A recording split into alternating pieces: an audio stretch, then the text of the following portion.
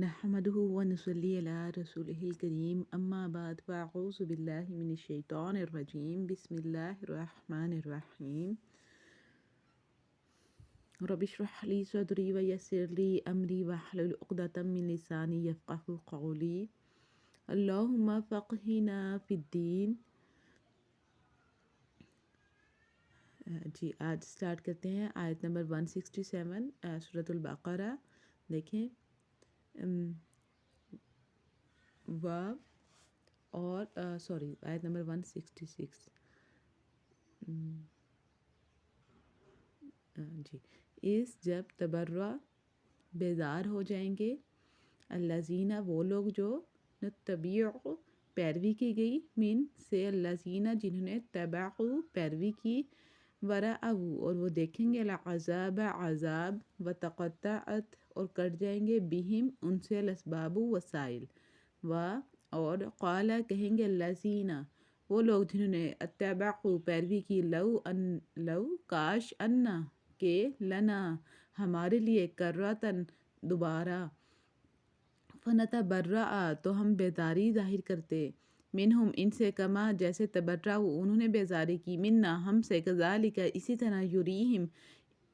انہیں دکھائے گا اللہ اعمالہم ان کے اعمال حسرات حسرت علیہم ان پر وما ہم اور نہیں وہ بخارجین نکلنے والے من الناری آگ سے یا ایہا الناس اے لوگوں کلو تم کھاؤ مما اس سے جو فی الارض زمین میں حلال ہے طیباً پاک ہے ولا اور نہ تتبعوا پیروی کرو خطوات کہتے ہیں خط کو، ٹھیک ہے، قدم کو، شیطان کی رستوں کی پیروی نہ کرو شیطان انہو بے شک وہ لکم تمہارا عدو دشمن ہے مبین کھلا انما صرف یأمرکم تمہیں حکم دیتا ہے بسوء برائی کا والفحشاء اور بے حیائی کا وان اور یہ کہ تقولو تم کہو علی اللہ اللہ پر ما جو لا تعلمون تم نہیں جانتے اور اس جب قیلا کہا جاتا ہے لہم انہیں اتبعوا پیروی کرو ما انزلا جو اتارا ما انزل اللہ جو اللہ نے اتارا قالو تو کہتے ہیں بل نتبع بلکہ ہم پیروی کریں گے ما الفینا جو جس پر ہم نے پایا علیہ اس پر انا اپنے باپ دادا کو اولو بھلا اگرچہ کانا ہوں اباؤہم ان کے باپ دادا لا یعقلون نہ سمجھتے شیئن کچھ ولا یہتدون اور نہ ہدایت یافتہ ومثلو اور مثال الذین جن لوگوں نے کفر کیا کا مثل اس مانند ہے کا مطلب ہوگا جیسا کہ، ٹھیک ہے، مثلی کہ ان کی مثال اس مانند ہے الذی وہ جو ینعقو پکارتا ہے بما اس کو جو لا یسمعو نہیں سنتا الا سوائے دعا ان پکارنا ونداء ان چلانا ثم بہرے ہیں بکمن گونگے ہیں عمیون اندھے ہیں فہم پس وہ لا یعقلون پس وہ نہیں سمجھتے یا ایہا الذین آمنو اے لوگوں آمنو جو کہ ایمان لاؤ کلو کھاؤ من طیباتی پاکیزہ چیزوں میں سے ما رزقناہم جو ہم نے تمہیں رزق دیا وشکرو اور شکر کرو للہ اللہ کا ان کنتم اگر تم ہو ایاہ صرف اسی کی تعبدون بندگی کرنے والے انما در حقیقت حرم حرام کیا علیکم تم پر المیتۃ مردار ودما مطلب خون کو کہتے ہیں اور خون ولحمہ اور گوشت الخنزیر اس سے مراد خنزیر ہے جانور، ٹھیک ہے، وما اور جو اہلا پکارا گیا بھی اس پر لغیر اللہ اللہ کے سوا فمن بس جو استر لاچار ہو جائے مجبور کیا جائے اضطراری حالت ہو جائے کسی شخص کی غیر باغ نہ سرکشی کرنے والا ولا اور نہ عاد حد سے بڑھنے والا فلا تو نہیں اسم گناہ علیہ اس پر انا بے شک اللہ غفور بخشنے والا رحیم رحم کرنے والا ہے انا بے شک الذین جو لوگ یکتمون چھپاتے ہیں ما انزلا جو اتارا اللہ نے من سے الکتابی کتاب میں ویشترون اور وصول کرتے ہیں بھی اس سے ثمن قیمت قلیلاً تھوڑی اولئک یہی لوگ ما یأکلون نہیں کھاتے فی میں بطونہم اپنے پیٹ الا مگر النار آگ ولا اور نہ یکلمہم بات کرے گا اللہ یوم القیامتی قیامت کے دن، ولا اور نہ یزکیہم انہیں پاک کرے گا، ولہم اور ان کے لیے عذاب عذاب علیم دردناک، اولئک یہی لوگ ہیں الذین جنہوں نے اشتروا وہ مول لی دلالتا گمراہی بالہدا ہدایت کے بدلے میں، والعذاب اور عذاب بالمغفرتی مغفرت کے بدلے میں، فما سو کس قدر اصبرہم بہت صبر کرنے والا ہے وہ علا پر النار آگ، ذالکا یہ بھی انا اس لیے کہ اللہ نزل نازل کیا الکتاب کتاب الحق حق کے ساتھ، وانا اور بے شک الذین جو لوگ اختلفوا انہوں نے اختلاف کیا فی میں الکتاب کتاب میں لفی میں شقاق ضد کو کہتے ہیں، بعید کہتے ہیں دور۔ جی اب ہم ان کی تفسیر سٹارٹ کرتے ہیں ان آیات کی۔ جی 166 سے ہے، آپ بھی اپنا قرآن پاک کھول لیں۔ جی دیکھیں اس آیت میں اللہ تعالیٰ بہت، کل ہم نے کیا پڑھا تھا، پچھلی ہماری آیات سے ہی ربط ہے ان آیات کا۔ پچھلے کل ہم نے پڑھا تھا کہ وہ لوگ مطلب جو دوسروں کو پوجتے ہیں، ٹھیک ہے، یا دوسروں کو سجدہ کرتے ہیں، یا دوسروں کے در پر جا کر مانگتے ہیں، تو انہی کے متعلق یہاں پر آگے بھی بیان فرما رہا ہے اللہ تعالیٰ۔ پہلے تو ہم نے بات کی تھی نا کل کہ ایک بہت ہی شاندار آیت پڑھی تھی جس میں تھا کہ کشتی اللہ کے حکم سے چلتی ہے، رات اور دن کا آنا جانا اللہ کے حکم سے، آسمان اور زمین کی پیدائش اللہ تعالیٰ نے کی، ہواؤں کو مسخر کر دیا، بادلوں کو، تو پھر لوگ کس کی محبت دل میں رکھے ہوئے ہیں؟ دوسرے لوگوں کی، ٹھیک ہے، جس میں کہ محبت زیادہ کس کی ہونی چاہیے؟ اللہ تعالیٰ کی۔ تو پھر آگے دیکھیں اس کے بارے میں، آیت میں دیکھیں یہاں خاص طور پر گمراہ کرنے والے پیشواؤں اور لیڈروں اور ان کے نادان پیروں کے جو بھی پیروکار ہیں، جو بھی لوگ ان کی پیروی کر رہے ہیں، ان کے متعلق اللہ تعالیٰ بیان کر رہا ہے کہ اسے مسلمان ہوشیار ہو جائیں، ٹھیک ہے، ان کے پیچھے چلنے والے نہ بنیں، اور محبت جو ہے وہ اللہ سے رکھے، ٹھیک ہے، یہ ان کے متعلق بات ہو رہی ہے۔ تو دیکھیں جب قیامت ہوگی نا تو بلایا جائے گا، دیکھیں آج کسی کو سے مانگ رہے ہیں، ٹھیک ہے، اور اس کے پاس جاتے ہیں کہ بھائی ہم آپ کو اتنا کچھ دے رہے ہیں، ٹھیک ہے، گوشت لے کر جا رہے ہیں، اس کے پاس گولڈ لے کر جا رہے ہیں، پیسہ لے کر جا رہے ہیں کہ بھائی میرے لیے یہ دعا کر دو، جادو مطلب اس پہ تعویذ کر دو، بس وہ لڑکی ہمیں مل جائے، وہ ہمیں رشتہ دے دیں، تعویذ کر دو کہ میری بہو کے بچہ ہو جائے۔ مطلب کس طرح کی لوگوں کی ذہنیت ہے کہ وہ اس طرح کی بات جا کے کرتے ہیں اور کہتے ہیں کہ دینے والے آپ ہیں، ان کو داتا کہہ دیا جاتا ہے، جس میں کہ داتا کا مطلب ہوتا ہے دینے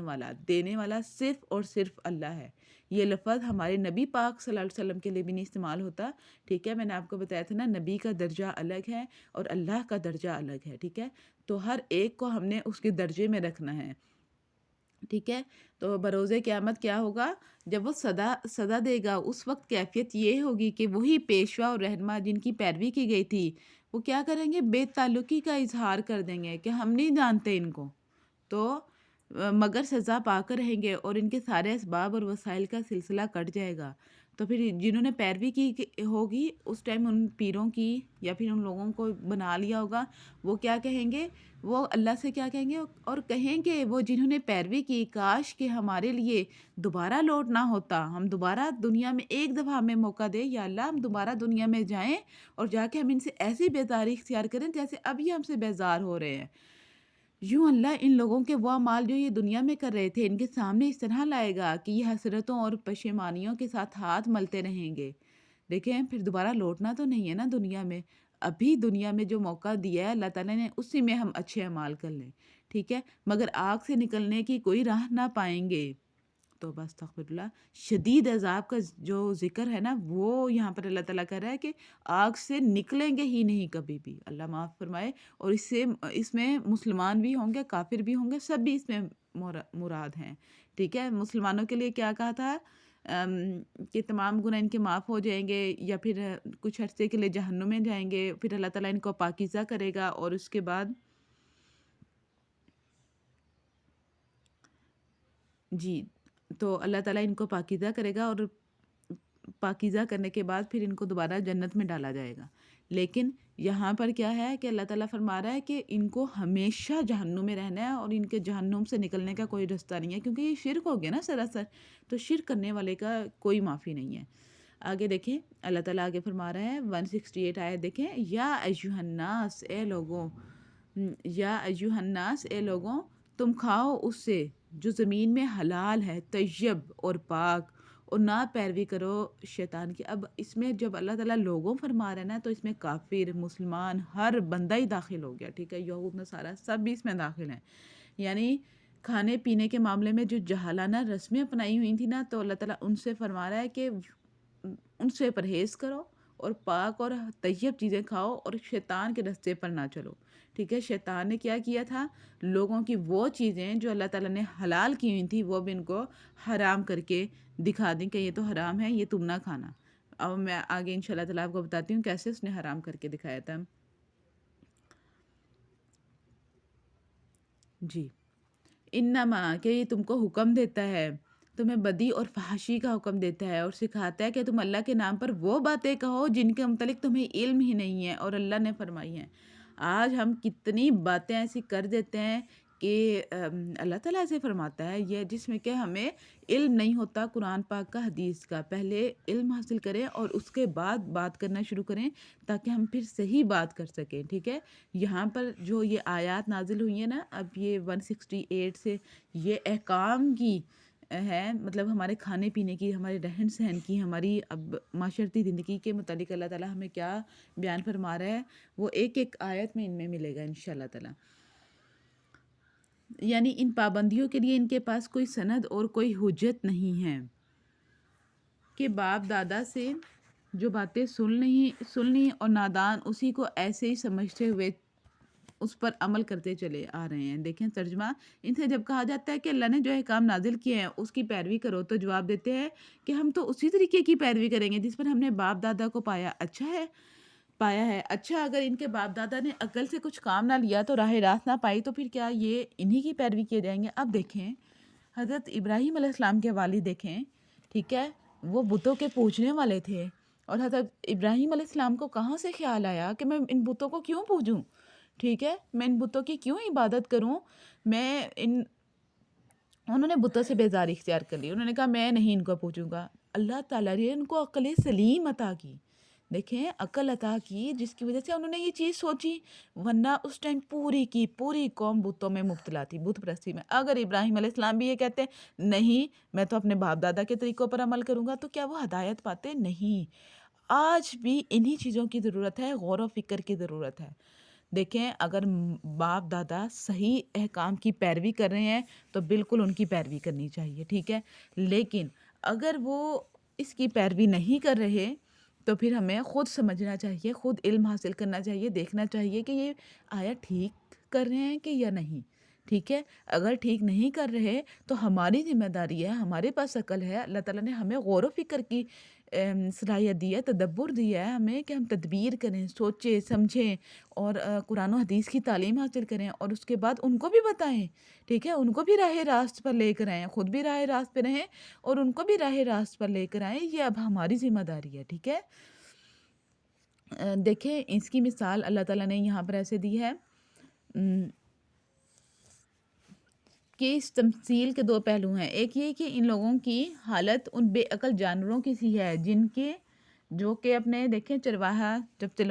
چرانے کے لیے جاتا ہے اپنی بکریوں کو یا پھر مختلف جانوروں کو، تو وہ بغیر سوچے سمجھے اس کے پیچھے چلتے رہتے ہیں. صرف جو اس کی آواز آتی ہے، اس کی پکار آتی ہے وہ سن رہے ہوتے ہیں. اس کے علاوہ تو وہ گونگے بہرے ہیں، ان کو سنائی نہیں دیتا، ان کو سمجھ ہی نہیں آتا. یہ جانوروں کے متعلق کہا جا رہا ہے کہ وہ جانور اس طرح کی حرکت کرتے ہیں، مطلب ان کی گونگے بہرے اور اس سے مراد یہ گونگے بہرے اور اندھے، اس سے مراد یہ ہے کہ یہ عقل ہی نہیں رکھتے. تو جو لوگ کفر کرتے ہیں، ٹھیک ہے،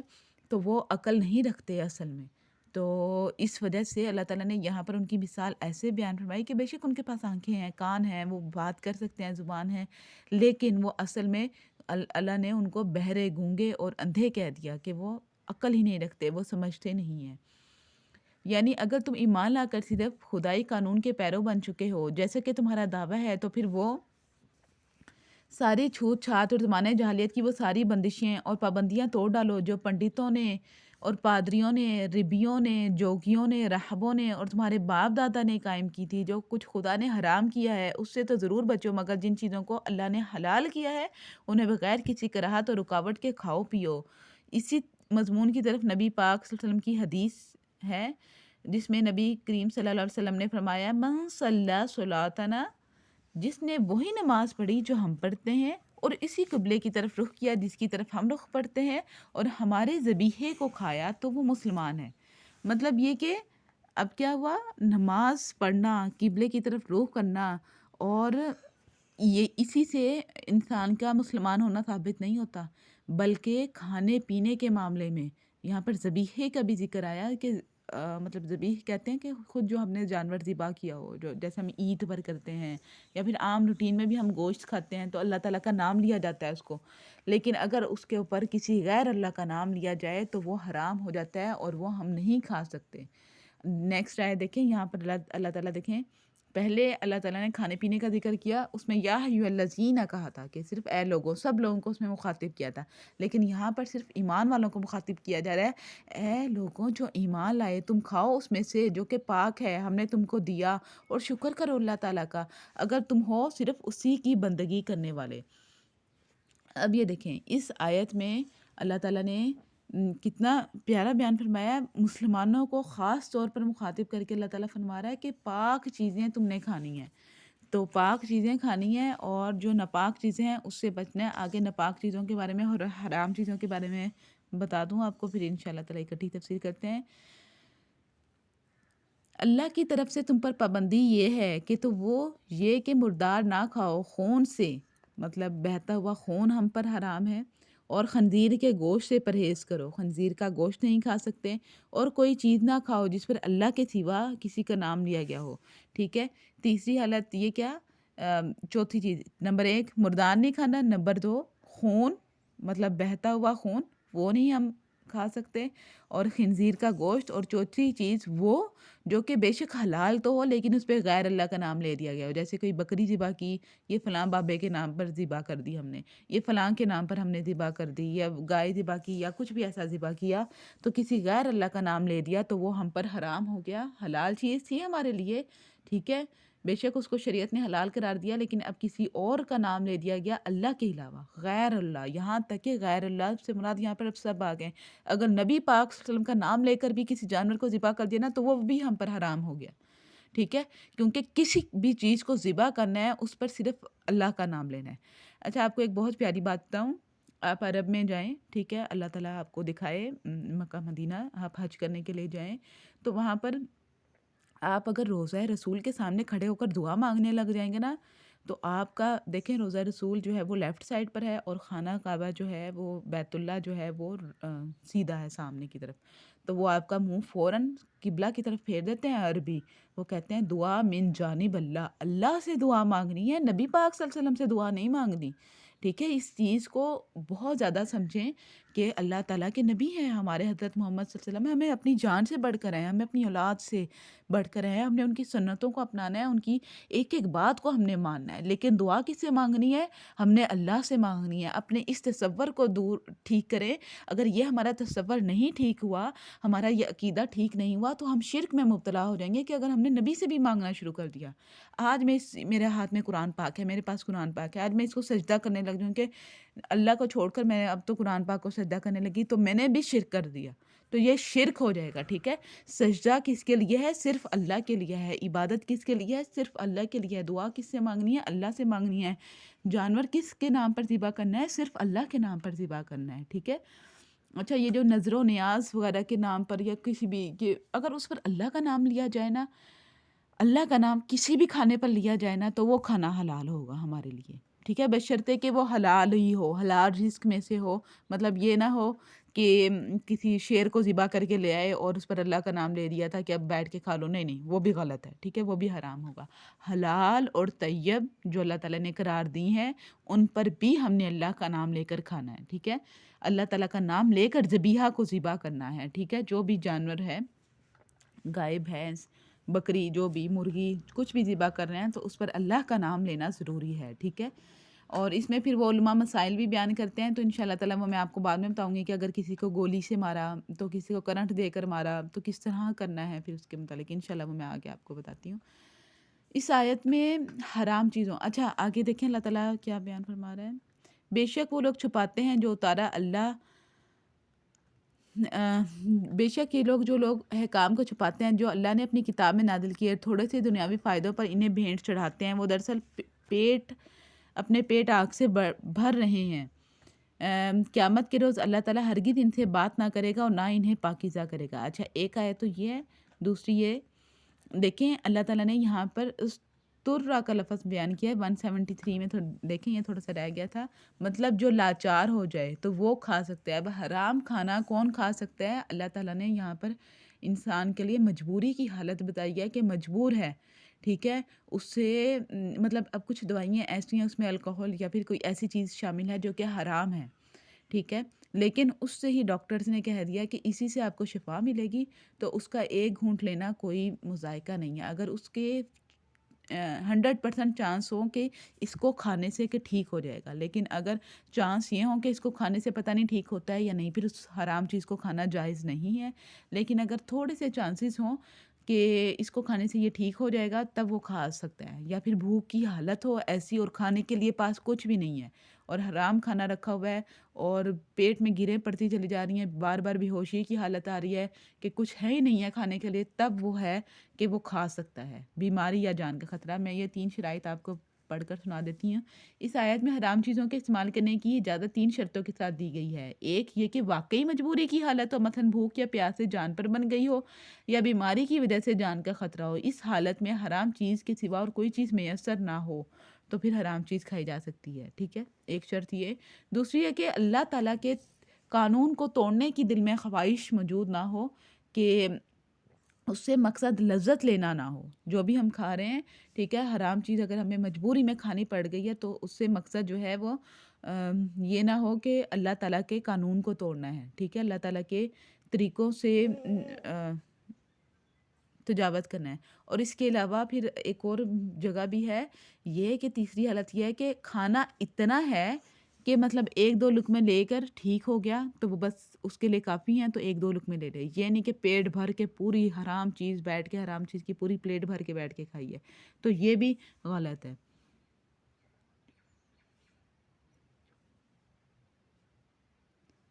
ٹھیک ہے۔ تو حرام چیز اگر کھانی ہے تو اس میں بھی حد سے زیادہ تجاوز نہ کیا جائے، مثلا حرام چیز کے چند لقمے یا چند قطرے یا چند گھونٹ اگر جان بچا سکتے ہوں تو ان سے زیادہ اس کا استعمال جائز نہیں ہے، پھر وہ اس انسان پر حرام ہوگا، ٹھیک ہے۔ آگے دیکھیں، جی یہاں پر ان لوگوں سے مراد ہے کہ ایک کافر اور یہودی یہ کیا کرتے تھے، فتوے دیتے تھے، اللہ تعالیٰ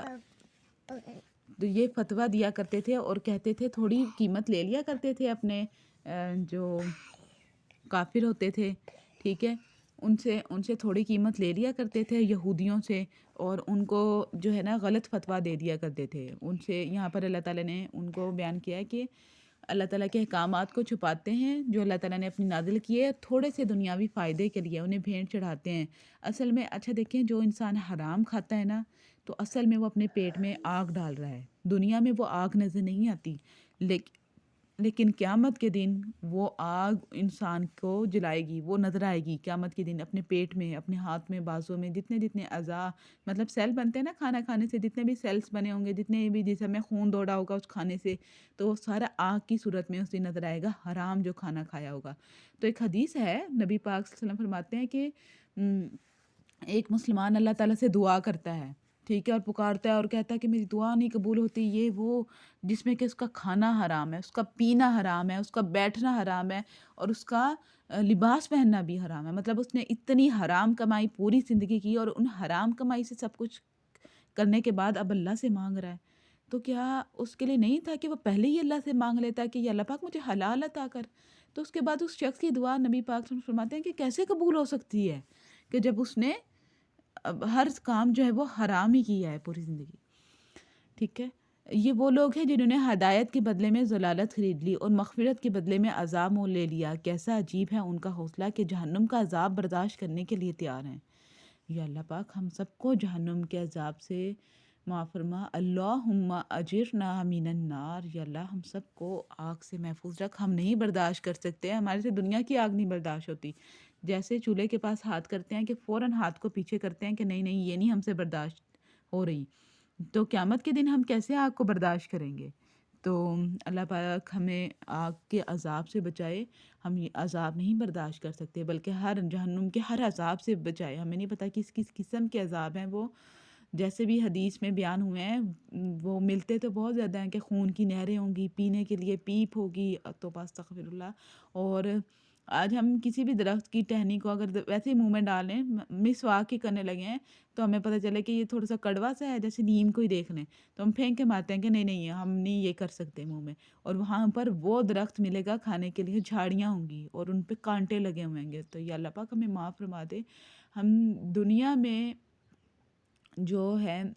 تیرے احکامات کے مطابق زندگی بسر کریں، حدیث کے مطابق، قرآن و حدیث کے مطابق اپنی زندگی بسر کریں، ہمارے میں حوصلہ نہیں ہے کہ ہم جہنم کا عذاب برداشت کریں۔ تو پھر اللہ تعالیٰ ان کے متعلق کیا فرما رہا ہے کہ ہدایت کے بدلے میں گمراہی خرید لی اور مغفرت کے بدلے میں عذاب لے لیا، تو یہاں پر اللہ تعالیٰ سے مغفرت مانگے، بہت زیادہ اللہ تعالیٰ سے مغفرت مانگے، کیسا عجیب ہے ان کا حوصلہ کہ جہنم کا عذاب برداشت کرنے کے لیے تیار ہیں۔ ایسی بات ہے کہ اس میں کچھ سمجھانے کی ضرورت نہیں ہے، اللہ تعالیٰ ہمیں معاف فرمائے آگ کے عذاب سے۔ یہ سب کچھ اسی وجہ سے ہوا کہ اللہ تعالیٰ نے تو ٹھیک ٹھیک حق کے مطابق کتاب نازل کی تھی، مگر جن لوگوں نے کتاب میں اختلاف نکالے وہ اپنے جھگڑوں میں حق سے بہت دور نکل گئے، صرف آپس کی لڑائیوں کی وجہ سے، آپس کے اختلاف کی وجہ سے گمراہی خرید لی ہدایت کے بدلے میں۔ اللہ تعالیٰ نے تو ٹھیک ٹھیک کتاب نازل کی تھی، پھر اللہ تعالیٰ فرما رہا ہے یہ جو اتنے برے عذاب کا اوپر ذکر کیا نا، جہنم کو برداشت کرنے کا عذاب، حوصلہ جو اللہ تعالیٰ نے بیان کیا، تو پھر اللہ تعالیٰ فرما رہا ہے کہ عذاب تو اللہ تعالیٰ تو چاہتا ہے کہ سب جنت میں جائیں، ٹھیک ہے، لیکن یہ لوگ کیا کرتے ہیں کہ کتاب میں اختلاف نکالتے ہیں، جو بات حق ہے اس سے بہت دور نکل گئے، جھگڑے شروع کر دیے، تو پھر اللہ تعالیٰ نے ان کے لیے آگ کا عذاب تیار کیا، اللہ تعالیٰ معاف فرمائے اس سے۔ تو اصل میں جو انسان چاہتا ہے کہ وہ ہدایت پائے، ٹھیک ہے، ہدایت کا رستہ پائے، تو پھر وہ اللہ تعالیٰ کی کتاب کا علم حاصل کرے، کیونکہ علم حاصل کیے بغیر ہمیں تو جس طرح ہمارے باپ دادا نے بتا دیا ہم تو وہی کرتے رہیں گے، اور آپ دیکھیں کہ کیا ہمارے باپ دادا نے سچ میں قرآن پاک کی تعلیم حاصل کی؟ دیکھیں کیا وہ عالم ہیں؟ کیا ان کے پاس ان کی بکس میں ایک بھی تفسیر کی کتاب ہے؟ کیا انہوں نے پڑھا ہے یہ سب کچھ، یا کسی کے پاس جا کے باقاعدہ تعلیم حاصل کی، یا صرف سنی سنائی باتیں انہوں نے کر دیں؟ آج ایک بڑے مولانا سے ایک لڑکی نے کہا کہ میں آپ کی بات کیوں مانوں، ٹھیک ہے، وہ دین کی تبلیغ کر رہے تھے، تو میں آپ کی بات کیوں مانوں، میں تو اپنے باپ کی بات مانوں گی، میرے باپ نے مجھے صحیح سکھایا، میرے باپ مجھے کیسے غلط سکھا سکتے ہیں؟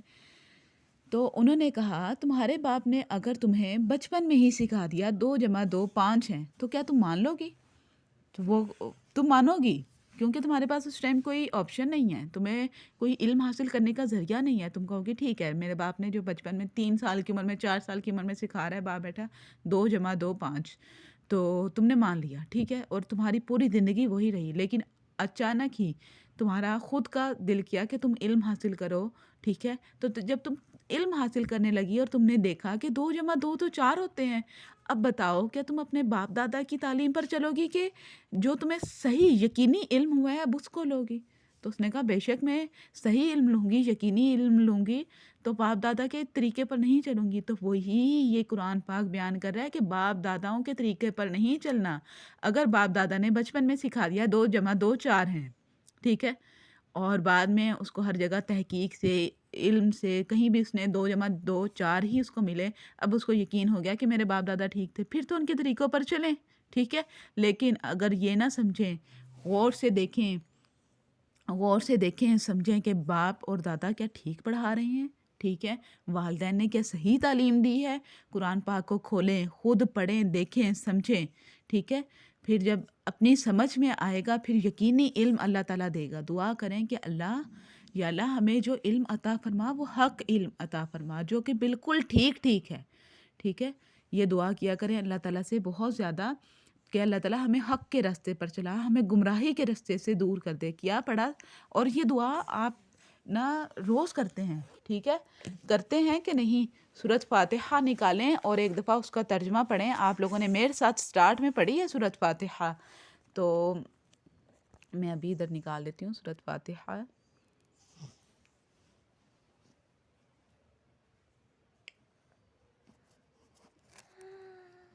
جی سورۃ فاتحہ میں نے نکال لی. جی آپ بھی نکالیں. دیکھیں اس میں کیا دعا کر رہے ہیں روز. اعوذ باللہ من الشیطان الرجیم اہدنا الصراط المستقیم صراط الذین انعمت علیہم غیر المغضوب علیہم ولا الضالین. دیکھیں اس میں کیا دعا کی. یا اللہ مجھے سیدھا راستہ دکھا. ہر نماز میں آپ دعا کر رہے ہیں، ہر رکعت میں دعا کر رہے ہیں، ٹھیک ہے؟ سورۃ فاتحہ کے بغیر تو کوئی رکعت نہیں ہوتی نا نماز کی. ہمیں ان لوگوں کا راستہ دکھا جن پر تو نے انعام کیا، نہ کہ ان کا جن پر تو غصہ ہوا اور جن کو گمراہ کر دیا، ٹھیک ہے؟ اللہ تعالیٰ ہمیں معاف فرمائے، ٹھیک ہے؟ سبحانک ربک رب العزت عما یصفون وسلام علی المرسلین والحمد للہ رب العالمین. السلام علیکم ورحمۃ اللہ وبرکاتہ.